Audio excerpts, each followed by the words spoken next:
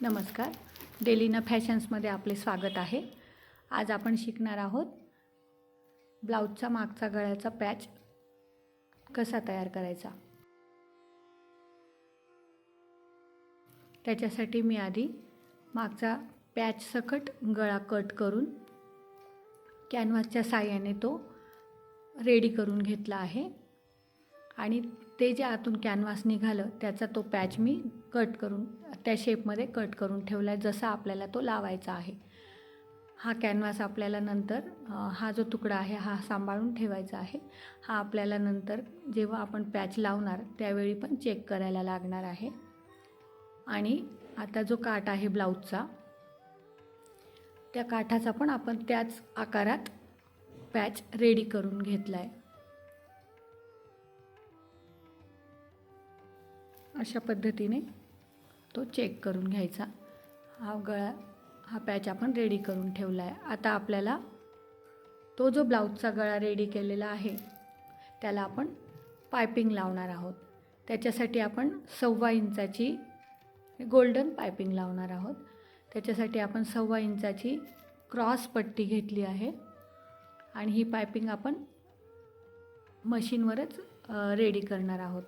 त्याच्यासाठी आधी आपण मशीनला सिंगल दाब लावून घ्यायचा, म्हणजे आपली पायपिंग अगदी फिनिशिंगमध्ये तयार होईल। तर ही जी 1.25 इंचाची गोल्डन पायपिंग गोल्डन जो कपडा घेतला आहे पट्टी, त्याच्यात आपण कॉर्डच्या साहाय्याने पायपिंग रेडी करायची आहे।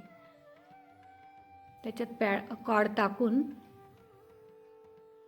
पूर्ण एका बाजूने टीप मारून घेतली आणि ती कॉर्ड त्या पट्टीमध्ये फिक्स केली। दुसऱ्या बाजूला जो कापड उरलेला आहे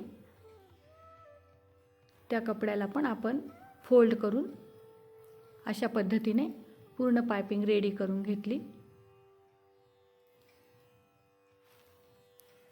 आपण जेव्हा ही अशी तयार केलेली पायपिंग लावतो तर त्यावेळेला आपला कपडा जास्त सुंदर दिसतो। रेडीमेड पायपिंग लावण्यापेक्षा ही कपड्याची पायपिंग लावलेली कधीही छान दिसते।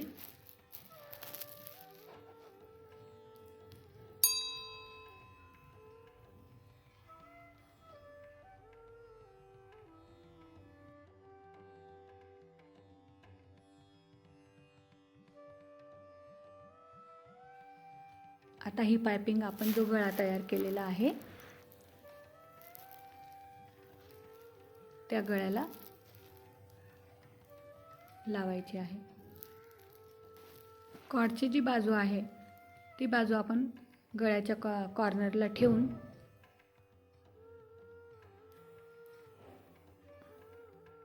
अशा पद्धतीने वरून अगदी कॉर्नरने हळूवारपणे टीप मारून घ्यायची आहे।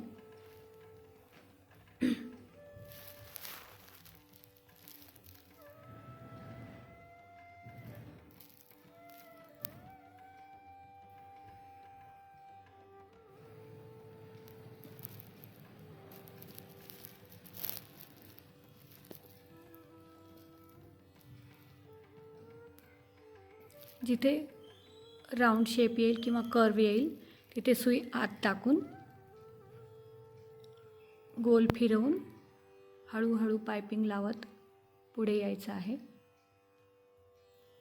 नंतर ज्यावेळी तो कॉर्नर येईल, कॉर्नरच्या ठिकाणी पायपिंग कट करून लावतात, पण आपण कट करून न लावता त्याला जागीच त्रिकोणी शेपमध्ये फोल्ड करून कंटिन्यू करत आहोत। असं केल्याने काय होतं की जो आपला कॉर्नरचा शेप आहे तो अगदी फिनिशिंगमध्ये व्यवस्थित दिसतो।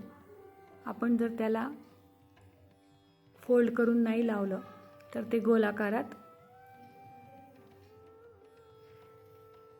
येतं, म्हणून आपला गळ्याचा शेप चुकतो। अशा पद्धतीने आपण बाहेर आलेले दोरे कट करून व्यवस्थित पायपिंग लावून घेतलेली आहे।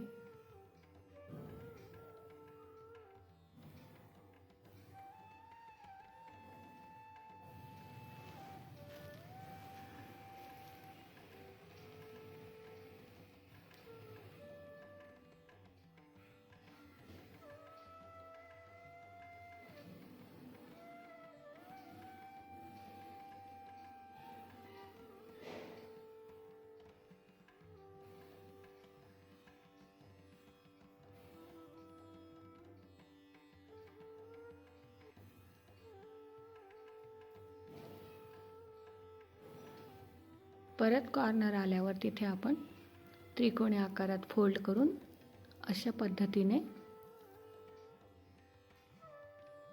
पायपिंग कंटिन्यू करायची.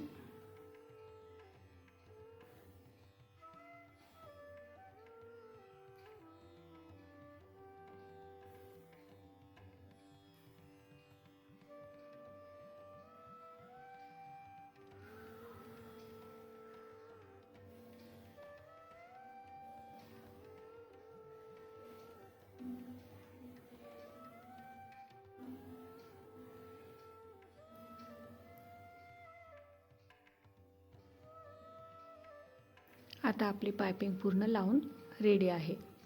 आता तो जो कॅनव्हासचा पॅच आपण सांभाळून ठेवलेला होता तो आपण असा ठेवून चेक करायचा की आपला गळा बरोबर झालेला आहे किंवा नाही.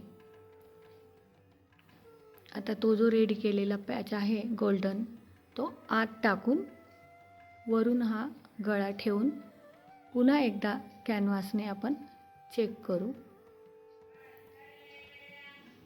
असं केल्याने काय होतं की आपला जो पॅच आहे तो अगदी परफेक्ट येतो आणि स्टिच केल्यानंतर ब्लाऊजला चुण्या ज्या पडतात त्या पडत नाही आणि अगदी व्यवस्थित ब्लाऊजचं फिनिशिंग होतं.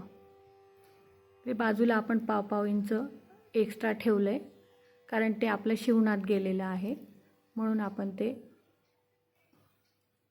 पाव इंच पॅचच्या बाहेर एक्स्ट्रा ठेवून सगळीकडे पिना लावून घेतल्या.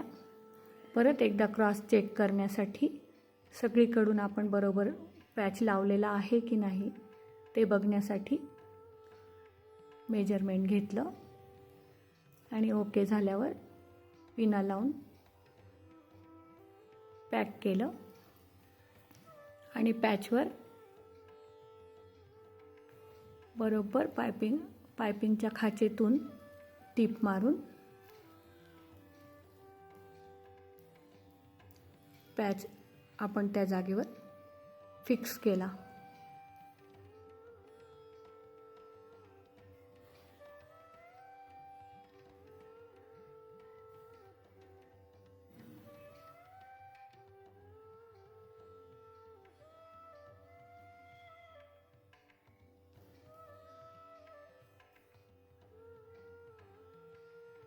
अशा पद्धतीने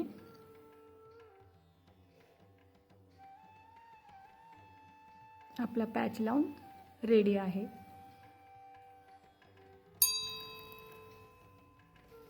आपल्याला हा व्हिडिओ कसा वाटला ते नक्की कमेंटमध्ये सांगा आणि तुम्हाला अजून काय काय शिकायचं आहे ते पण सांगा, म्हणजे मी तुम्हाला ते व्हिडिओ नक्की अपलोड करेल. थँक्यू.